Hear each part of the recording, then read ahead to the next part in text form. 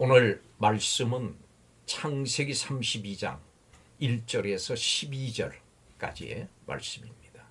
이제 라반과 헤어져서 고향으로 발걸음을 옮기는 야곱에게 하나님의 사자들이 나타나는데, 야곱은 그들을 하나님의 군대라고 부르고 그것을 마하나임이라고 불렀습니다.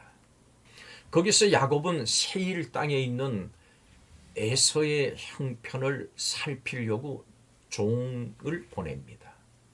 종이 야곱에게 돌아와서 보고를 하는데, 에서가 400명을 거느리고 야곱을 만나러 온다는 겁니다. 이 소식을 들은 야곱은 두려워서 에서를 피할 수 있는 방법을 찾습니다. 먼저 야곱은 자신의 모든 소유를 두 떼로 나누어서 에서가 칠 것에 대비합니다. 그리고 절박한 상황에서 하나님의 도움을 구하는 기도를 드립니다.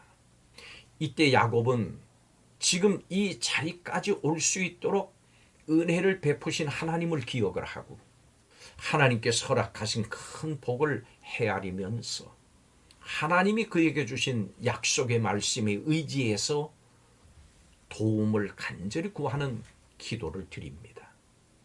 성도 여러분, 삶의 여정에는 평탄한 길뿐만이 아니고 고난의 길도 있습니다. 그런데 감사한 것은 하나님께서 그 모든 상황 가운데 우리를 보호하신다는 겁니다. 이것을 알고 또 하나님의 보호하심을 받는 성도로서 어떻게 살아야 될까요? 오늘 말씀을 통해서 살펴보겠습니다. 첫째로, 기뻐하면서 찬양해야 합니다. 야곱이 외삼촌 라반의 집에서 보낸 오랜 타향살이를 마치고 고향으로 돌아가게 됩니다. 그런데 발걸음이 가볍지만은 않습니다. 두려운 대상이 고향에서 기다리고 있기 때문입니다. 바로 형 에서입니다. 야곱이 고향에 가까워질수록 에서에 대한 두려움은 점점 더 커졌을 겁니다. 하나님께서 사자를 보내서 야곱을 만나게 하십니다. 야곱이 이는 하나님의 군대라고 고백한 것처럼 하나님의 군대가 야곱을 철통같이 지키고 보호하고 계시다고 하는 것을 알도록 하신 겁니다.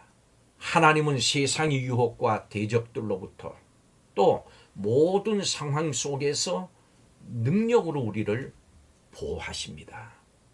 그렇기 때문에 우리는 어떤 일을 만나든지 하나님을 기뻐하고 찬양해야 합니다. 두 번째로, 담대함으로 주님을 의지해야 합니다. 야곱은 에서에게 소식을 전하고 은혜를 구하려고 보낸 사자들로부터 불길한 소식을 들었습니다. 에서가 400명을 이끌고 그를 만나러 온다는 겁니다. 이렇게 심히 두렵고 답답한 상황에서 야곱은 만일에 있을 에서의 공격에 대비합니다. 온 일행과 가축대를 두 떼로 나눠서 한쪽이 공격을 당하면 다른 한쪽이라도 피할 방도를 마련합니다.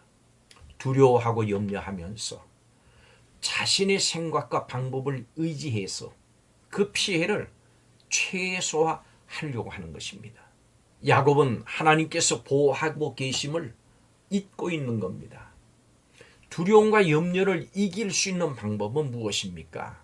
하나님의 보호하심을 확신하는 겁니다. 그것을 확신한다면 이제는 내 자신이 아니라 주님을 의지하고 담대할 수 있습니다. 성도 여러분, 여러분은 지금 어떤 두려움 가운데 처해 있습니까? 크신 능력으로 보호하시는 하나님을 기억하고 담대하게 행하시기 바랍니다. 마지막 세 번째로, 은혜를 구해야 합니다. 야곱은 자신의 생각과 방법으로 도피 계획을 세웠습니다. 그렇지만 여전히 에서를 두려워하고 있습니다. 그래서 에서의 손에서 건져달라고 하나님께 간절히 기도합니다. 하나님은 언약에 신실하셔서 하나님의 백성에게 은혜를 베푸시는 분이십니다. 하나님께서 베푸시는 은혜는 우리가 조금이라도 감당치 못할 은혜입니다. 하나님은 은혜로 우리를 구원하셨습니다. 또한 하나님이 우리에게 은혜로 주신 것이 있습니다. 그것이 바로 기도입니다. 우리는 기도로 하나님께 담대히 나가서 어려움을 아뢰고 또 하나님의 도움을 구할 수 있습니다. 하나님은 우리의 기도를 들으시고 그 기도의 응답으로 은혜를 베푸시고 여러 가지 모양으로 응답하시는 분이십니다. 그렇기 때문에 어떤 상황에서든지 이 은혜를 주시는 하나님께 기도로 도움을 구하십시오. 오늘 12절 말씀에 이렇게 말씀합니다. 주께서 말씀하시기를 내 씨로 바다에 셀 수 없는 모래와 같이 많게 하리라 하셨나이다. 여러분, 우리가 아는 것처럼 야곱은 정도를 걷는 대인도 아니지만 그렇다고 해서 어떤 협잡꾼도 아닙니다. 야곱은 위기를 벗어나기 위해서 늘 꾀를 내서 협상하던 좀 야가 빠진 사람이었습니다. 그런 그가 오늘 말씀에서 참으로 자신다운 기도를 드립니다.